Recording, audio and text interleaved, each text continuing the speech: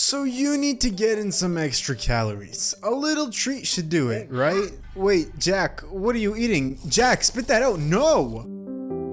So what is this secret ingredient that just killed Jack? Just quickly, why listen to me? I've been lifting weights for half a decade now. I am a competitive Muay Thai fighter. I've been on a major weight loss journey myself. I run a YouTube channel and have optimized my diet for brain function countless times, and you and I both benefit from these videos. So let's talk about seed oils. Why are seed oils even bad? So there's so many misconceptions about this, and I really want to break the ice for the general population in a very simplistic way. So seed oils are bad because they are high in omega-6. Now see, there's omega-3s, there's omega-6s, and omega-9s. We'll just not speak of omega-9s for today's video, but you can delve into that yourself. Essentially, omega-6s are pro-inflammatory and omega-3s are anti-inflammatory. And a bad balance of omega-3 to omega-6 is quite harmful for you. So throughout human evolution, our bodies most favorably tolerate a 1-to-1 ratio of omega-3 to omega-6. Research suggests that it can be upwards of 1 to 4, but anywhere from 1 to 1 to 1 to 4 is pretty good for you. And quite recent studies have now found that the average diet in the West actually contains a 16 to 1 omega-6 to omega-3 ratio, which is why a lot of the Western diet is associated with high likelihood of heart disease and other health complications. So most seed oils or high omega-6 oils will typically be contained in so-called health foods or just general junk food. So anything from protein bars to chocolate bars to anything that you currently see on screen will generally be higher in omega-6 and be pro-inflammatory. And just as a fun fact, it's also found in a lot of vegan foods. Now, most people, when they speak about seed oils not being that bad, they tend to start off with seed oils that generally aren't as bad as the most common ones. So most people, when speaking about seed oils, will say canola oil isn't bad for you, and definitely that oil is not that bad for you. It has an omega-6 to omega-3 ratio of 2 to 1, which is within the healthy range. But if you compare that to any other oil, let's just take sunflower oil for example, that ratio of omega-6 to omega-3 is 40 to 1. So with this information, what should you avoid? So from all the research that I've done, most high omega-6 foods with low omega-3 ratios are typically foods that are packed full of seed oils. And as you'll see on the list that I'll name out on the right, you'll come to a better understanding why this is. You should generally just avoid processed foods as much as possible, as they're generally just horrible for your health and their omega-6 to 3 ratios are quite atrocious as well. So if you're going to completely avoid seed oils, I would recommend for you to cook in olive oil, butter, or ghee. And now one last point on this topic is you should really do your own research as to what foods have high omega-6 versus high omega-3 and the ratio disparities. Because while researching for this video, when I looked up high omega-3 foods, which is the anti-inflammatory fat, walnuts were one of the very first recommended foods. But then in turn, when I searched up high omega-6 foods, walnuts were also up on the top of the list. So a lot of websites will trick you. If you look closely, you can see in the list at the bottom right, walnuts have a 4.2 omega-6 to omega-3 ratio. So they're still almost healthy, but they are far more concentrated in omega-6s. So then what should we add to our diets? I would recommend that almost everybody supplements omega-3s. In the best case scenario, you should eat fatty fish like salmon 2 to 7 times per week. Typically, the more frequent, the better. A lot of people say just get your omega-3s by eating salmon 3 times a week, but the more frequently you do it in lower doses, the better it typically is for your body. And on the days that you don't eat fish, if you don't want to be eating fish every day, just add some omega-3 supplements. And now as for the supplementation, you want to get around 1 to 2 grams of EPA and DHA per day. Most health professionals will recommend a cumulative dose of around 500 milligrams, but this is for the average person that doesn't really care too much about diet and just wants to get by eating their horrible foods. And now the last thing I can leave you with is that most supplements from all the research I did were heavily underdosed, and you'll likely need to take 2 to 5 pills to reach the 1 to 2 gram requirement. So don't be scared of taking more. And if you're really weary about this, just do your own research, and best of luck on your diet journey. I hope you learned something new today. If you did, drop a like. If not, I guess dislike. Consider subscribing to the channel if you're new, and don't forget to stay savvy with your diet.